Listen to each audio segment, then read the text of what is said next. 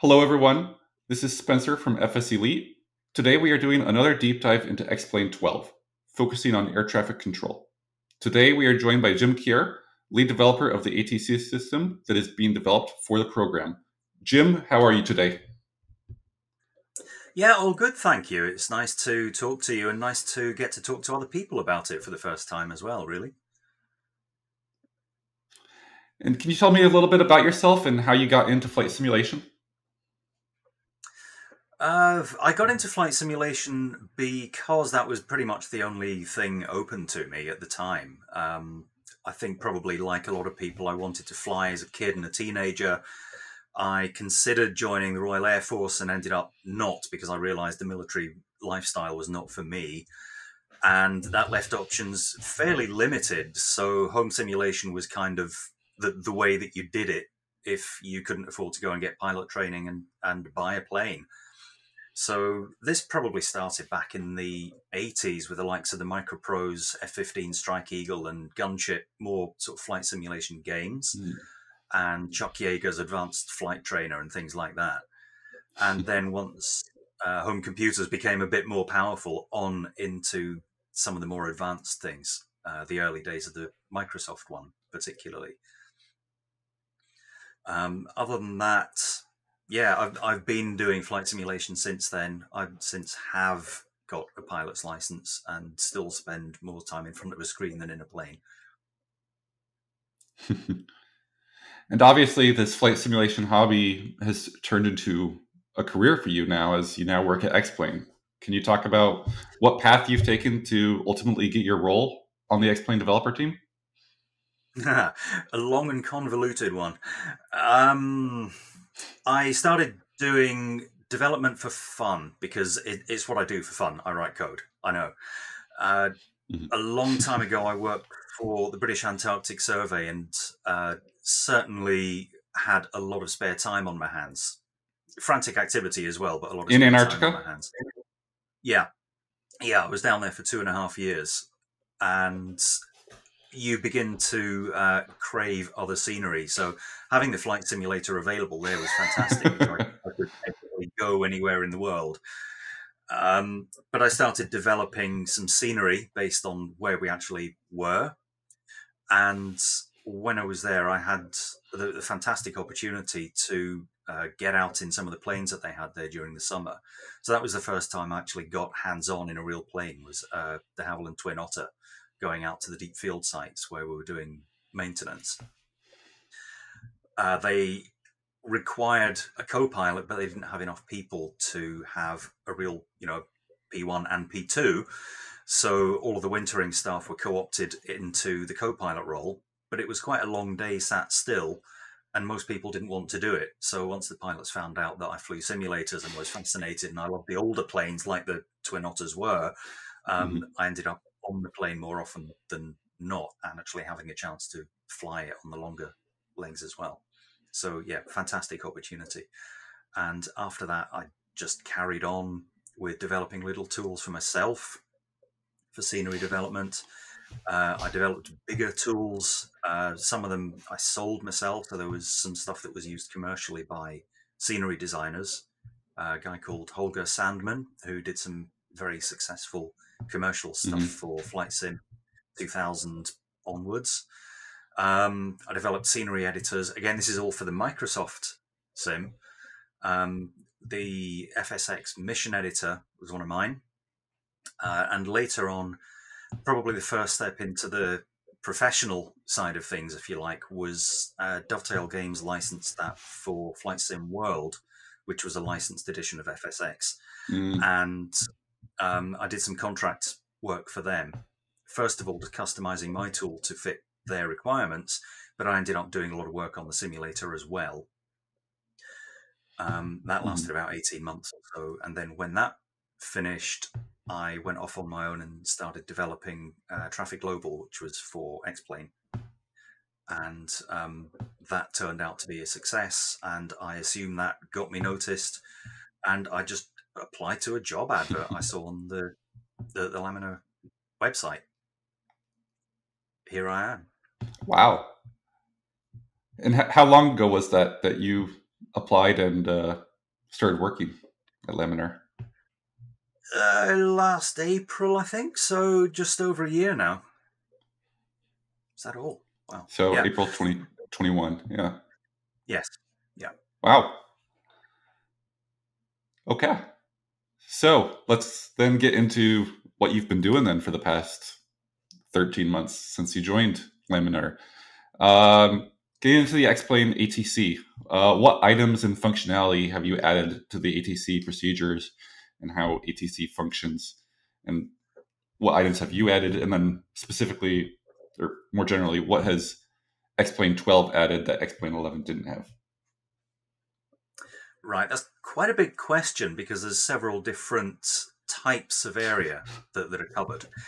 On the Mm-hmm. UI side, what we have is a fully integrated XPlane window now, so it's no longer limited to a couple of fixed position dialog boxes and a few lines of text at the top of the screen. We have a movable, resizable, pop-outable window, which means it's usable in VR. So although that is just a UI change, it's actually a very significant UI change. Within there, we can scroll back through the messages. It's a hierarchical menu system, so it's not just you pick item 1, 2, or 3. You can build up some quite complex commands now from that window. And there's other little Mm-hmm. features on the UI that I've just added to try and make things a little more usable. Functionally, as far as interacting with the system is concerned, I think the biggest change now is that there is a push-to-talk mode. So, as in a real aircraft, when you want to transmit to air traffic control, when you want to transmit on the radio, you can, if you wish, set it to a button on your joystick controller, whatever. You hold that button down, you use the thumbstick to navigate the menus, and you release the controller.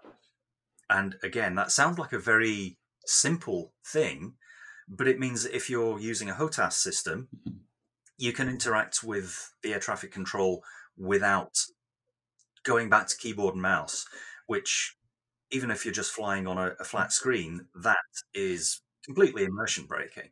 But if you're in VR, again, it means that you can interact with the ATC system without having to, put controllers down if you're using them, or fumble around on your desk and knock your mouse on the floor, and it's just a pain in VR. So that's gone. That's gone. In terms of new commands, we're up to approaching 40 different commands now that you can interact with ATC with. Some of them are completely trivial, like you can request a radio check. Functionally, that really does nothing. It's just something that you get a response from. But it is something that you would do in a real plane. You can request read back from ATC. You can say again. Little things like that that are more for flavor than actually, instructing the ATC system to do something. Mm-hmm. But we also have a lot more options for the IFR flight. Before, that was fairly linear. There was a procedure that followed, and that was about it. But because we've now got the branching menu system, you can submit requests when you're in the air. You can ask for position updates. You can ask for altimeter updates. You can request heading to a field. You can request diversions. You can request altitude changes. Basically, I had my ear bent by a real-life commercial pilot saying, but we want to do all this. And pretty much everything he said that they would do on 90% of flights plus is in there, at least in some form. Mm-hmm. That's on the IFR side. For GA, and this is very, very new, this just got put out to the alpha group 2-3 days ago, we have a lot more support for the GA operations than we used to. So circuit operations is the obvious one. You can depart for circuits, but you can also request flight following. You get in-flight traffic warnings if you've requested flight following. There's a completely different procedure when you're flying into airfields. You're not going to get vectors as a GA pilot. There's different behavior at different airports. You get called downwind. You can do a low pass. You can do touch and goes. This is all completely new, and as we speak, it's is practically unseen by anyone, even the Alpha Group. So I'm really excited to get that out there, because there was something I read on a forum a long time ago, which was saying that if you want to fly IFR, go XPlane. If you want to fly VFR, go for the other guys, whoever they are. And I thought, that's not right.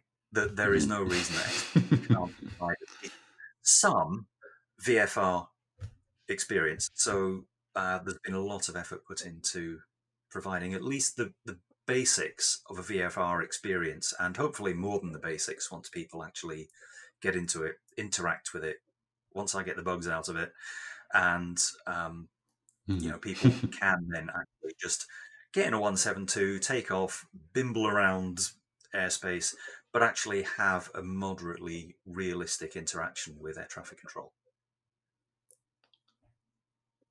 That sounds perfect. As one of the things that I've been always frustrated with as a GA pilot myself, and whenever I hop in to a simulator and do GA flying, it always feels so robotic what's going on between myself and the air traffic control. So that added realism, like the push to talk, and then additionally the radio checks, that sounds like something that makes it feel much more like I'm actually talking to someone.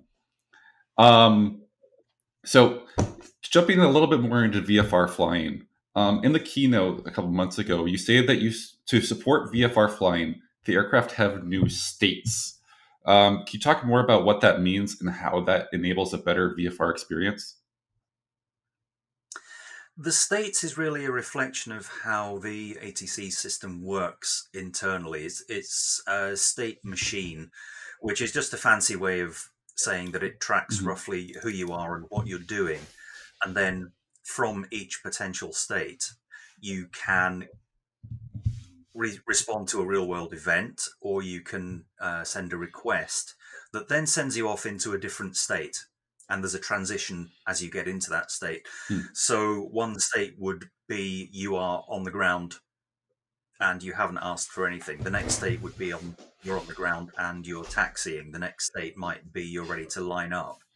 In each of these, it's aware of all the different things that may happen to you. It's aware of all of the different things that you might reasonably request of ATC. And the job of the state machine is to allow you to transition from whichever state you're in to any other valid state, no matter what the situation is. So it gets kind of hairy very quickly, because if you think of all the different situations that a plane might find itself in, having to predict all of that and then manage to streamline it down into something that doesn't bog the PC down, because your PC, Mac, Linux box, whatever it is doing the ATC, but it's got some other stuff to do as well, like the flight model and graphics and sound and all of these other things that, that they're far more time sensitive, really. So, that's what the state machine does. But the change for the VFR is that it is now aware of VFR specific states and the VFR specific flight regimes that it was just it didn't handle at all. And jumping off that, in terms of states that can handle, how can it handle emergencies? Like if you have an engine failure, or if you have something where you need to get on the ground very quickly, is the state machine able to process that? And are there associated VFR or ATC commands with that? At the moment, we don't have emergency handling because that was something that is not a part of normal flight as such. And it felt more important to get in circuit operations and in-air operations that allow normal flight first. That these changes have been ongoing for quite some time now, and there just had to be a point when we said, would be great to have it, but not for this time. What we do have, though, is that you can request heading to a nearby airfield. You can contact the airfield directly and request a landing. So although you can't declare an emergency, you can just decide on the spur of the moment that you're going to stop flight following, transfer to a nearby airfield, request a landing, and get down there as fast as possible. It's certainly something that I had in Okay. mind, just didn't make the cut for this time, at least so far.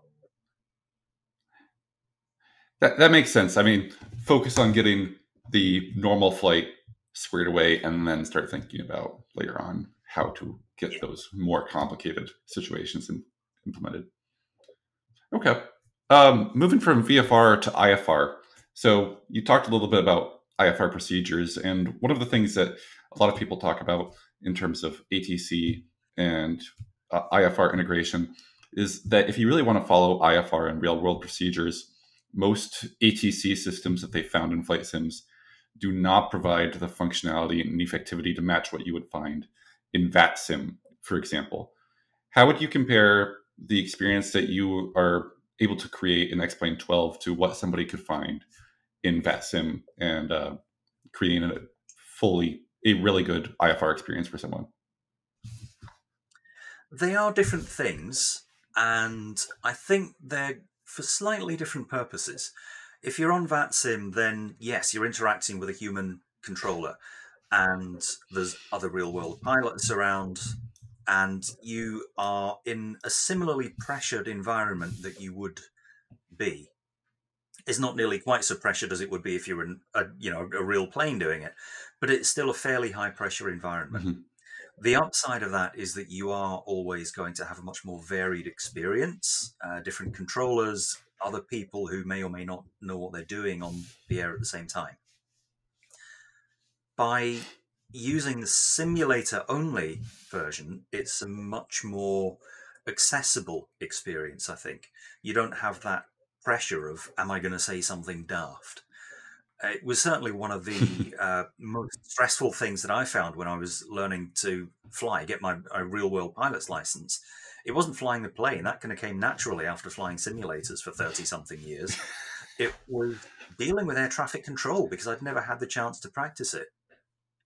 It was, it was quite nerve wracking going up, and the very first time you push that transmit button, even with an instructor next to you, reading what you're supposed to say out to you in real time, like, there might be 100 people here. I'm stuttering and stammering and missing bits out, having to repeat things. Meanwhile, there's someone else trying to get off the channel to land somewhere. Oh, yeah. So you don't have that Mm-hmm. in the simulator. You can take your time. Having said that, Mm-hmm. we do have an awful lot more functionality in the simulator now. So while you're never going to get the same speed and level of variety that you may with a human controller, you are now able to do the majority of the actions that you would do on a planned flight, whether it's GA planned or airliner. Within the simulator, Mm-hmm. you can do almost everything. The flight planning, you get the same instructions from ATC. The phrases are what they ought to be. And another of the big areas that have been added in XPlane 12 is the ability to have things regionalized. So I should have mentioned that Mm. earlier, really. We have different accents in different parts of the world, which is fun, but much more to the point, we can have different phrases in different parts of the world. And although there are very few things regionalized at the moment, this is something that will be changing quite rapidly now that people have it, and hopefully people in the alpha and later the beta group will be actively testing ATC.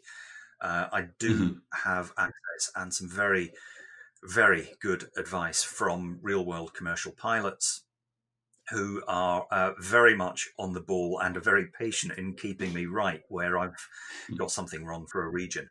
But it means that, for example, in the US, if simple things like if you're reading out a radio frequency, it would be 132.8. And other parts of the world, particularly Europe, it would be 132.800. So those little things, the Mm. tiny, tiny details, but they're jarring if the simulator gets it wrong. So we now have at least the groundwork to have those done. Different VFR squawk codes per region, different transition layers per region, things like this are now built in, and because we have the system there for these minimum things, they can be expanded very easily. Mm. So as with a lot of the features that are going into the ATC and XPlane 12, I see it as a baseline for future development. That there will be things that are not there this time, but so much has changed that, as I said, with the emergency stuff, at some point you have to draw a line on it and say, well, there's this long list of stuff that we want, but let's get the core stuff stable first. That sounds wonderful, and I'm really excited by what you're seeing with those regional differences. Is they are big, and they are a big immersion factor. Jumping off that and going a little bit back to what you were saying about accents. So, if I remember correctly from reading about this, the text to speech for regional differences you said was done by Amazon Web Services, AWS. Does that mean I'm going to need an internet connection to be able to keep those regional voices, or or if I lose connection to my internet, am I going to just hear some bland voice? No, you do not need an internet connection. It is using speech synthesis, so it's not quite so natural as it would be with FATSIN, for example, with a human reading these things out. Mm-hmm. But the way that it Of works course. is the Yeah. bits of the phrases are synthesized and recorded, so they're part of the install package. Now, the downside is that that's a certain amount of data that needs to come down and live on your hard disk. The upside is that we can control pronunciations. If we find out that something just sounds wrong, then it can be fixed once and once for everything. It means that you don't have to be online at all. You will get the same experience wherever. So where are the regions just now? There's US, Europe, Australia, Asia. I think India is a sub-region. I can't remember. It's been some time since I looked at them. But yes, within each region, there are at least 2 or 3 different voices that will be used at random between the different controllers. So there's a certain amount of variety, and you can choose more than one voice for the pilot. We now have a female pilot voice after a long time of it just. Mm-hmm. So yes, welcome to everyone who may wish to use a female pilot voice. You can now do it. Mm. Wonderful. Okay, so moving on to a slightly different subject in terms of how does the ATC work when handling multiple aircraft? When handling the or when the ATC is handling the computer flown aircraft, am I going to be cleared to land at the same time as another aircraft, as I often experience when flying in another simulator? You ought not to be. For functionality questions like that, I'm going to say words like should quite a lot.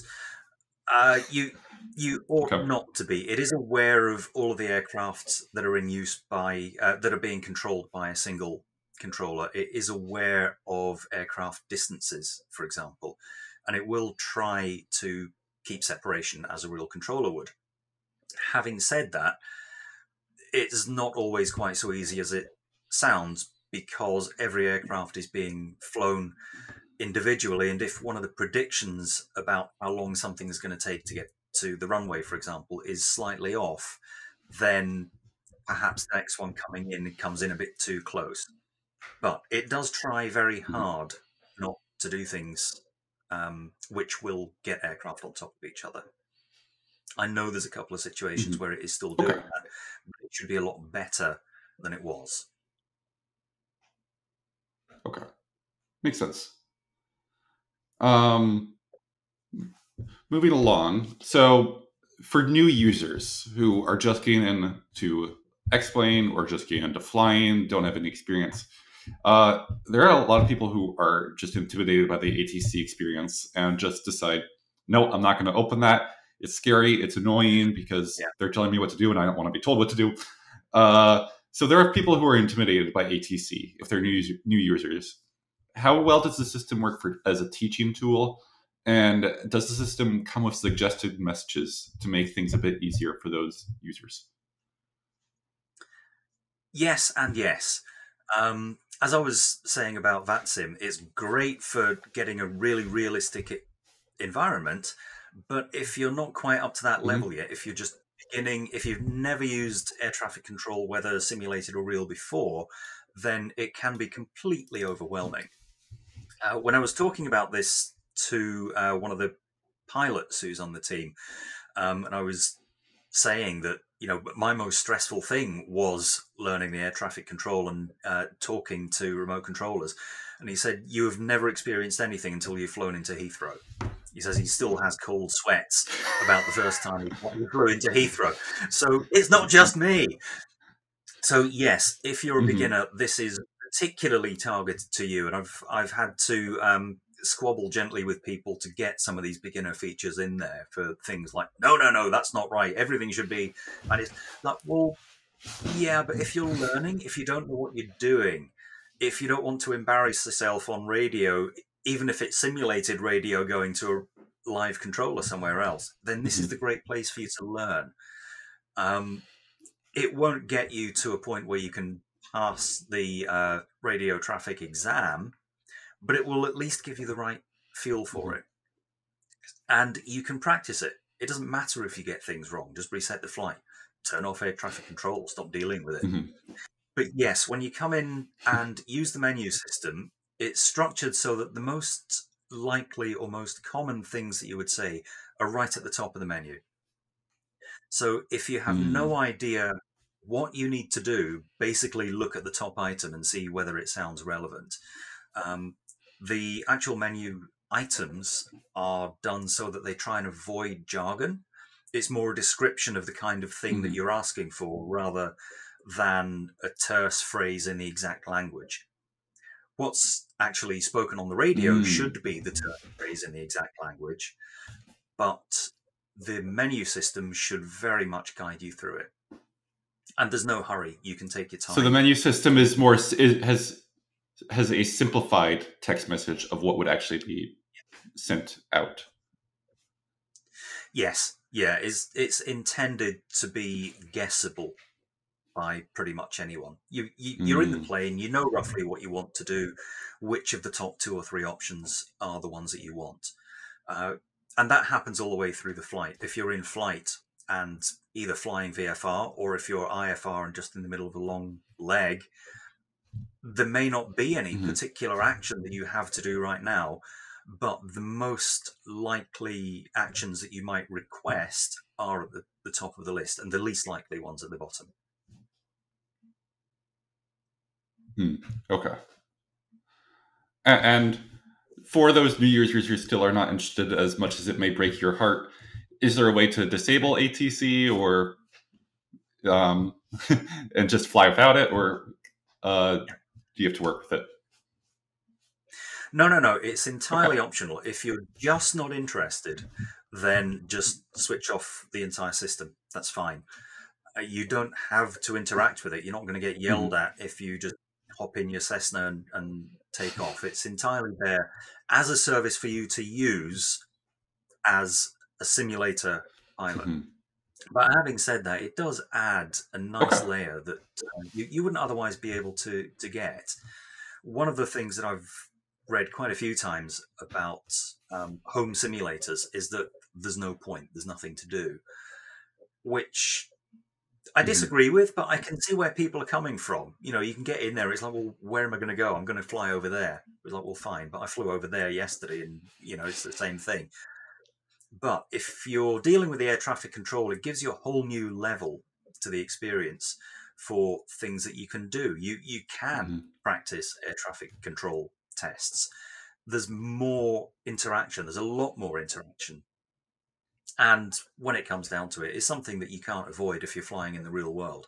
So even if you've never got any intention of flying in the real world, this is a big step towards it. So it's well worth doing. It's well worth having a poke with, even if you've never really been interested. And it's certainly not something to be intimidated by because, hey, if you get it wrong, one, you're Hmm. being guided through. You're unlikely to get it wrong. And if you do get it disastrously wrong, switch the system off. But it's not going to get upset with you. So, Hmm. it's there as a a feature, but an optional one. Okay. So looking long term, what is your long term vision for this ATC system and how it evolves? Long term, well, there's lots of little details, but that's not really a vision. I think I would like to get it a lot more usable and accessible to people, which I think we have gone a long way towards in this version, but there's always more to do. The VFR side will still need more things added. You brought up the emergency procedures, for example. There are things like that which would help a lot of the GA pilots to come in. There's always going to be work to do to get the exact procedures down, to get airspace down. That there are a lot of things, but I think just as a vision, the one thing I would say is to get it feeling more naturalistic rather than a technical thing with push this button, this happens. That's never going to be quite the same as dealing with a human, but for the reasons we've gone into, that there are valid reasons to not choose to fly with a real-time network. Mm-hmm. Really, I'd like to see more people using the ATC system, not being afraid of it, just because it is such a big part, and actually quite an enjoyable part of real-world flying. Mm-hmm.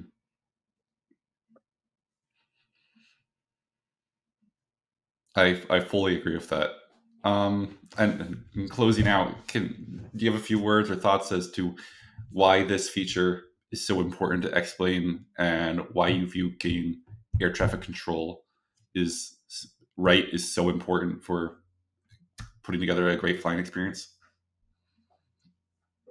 Well, I think I've touched on that a little. It is a big part of flying in the real world, unless you're out really in the boonies somewhere and you never talk to anyone else other than the tower you left from and the tower you arrived at, if they have a tower. Most places you will be dealing fairly extensively with air traffic control, even as a very basic level GA pilot as I am. And it's just a nice experience to do that. Real world air traffic controllers tend to be very chill, friendly people. Certainly at the level that I'm dealing with them. I'm not going to talk for the people at Heathrow, for example, but it's a new skill. It's something that does require a certain amount of precision to do. But once you get that basic level in there, it's actually quite enjoyable to do. And certainly for flying in a simulator, the more real world experience you can bring into that, the more realistic it becomes. And that is kind of the buzzword for home simulation, isn't it? You know, the more realistic, the better. And this is a whole side that's for a long time been neglected in simulators, as you said yourself. You know, that there's been very little there at all. And what has been there has been purely on the functional side of getting an airliner from A to B. So it's a growth area, and it's about time that got a bit of attention and became something to be talked about rather than, you know, something to be shoehorned in. It's like, oh yeah, we do the basics. It's a big feature, so let's get it in there, let's get it right, and let's celebrate it. Absolutely. And on that note, Jim, it has been wonderful talking to you and learning about your history, and then obviously for the viewers at home about how ATC is going to be showing up in XPlane 12, which we're all very excited for. Thank you for joining me today. It's been great talking with you. Thanks for asking me. And thank you to all the viewers for staying on for this interview. Hope you guys have learned something about XPlane 12. Have a great rest of your day, guys.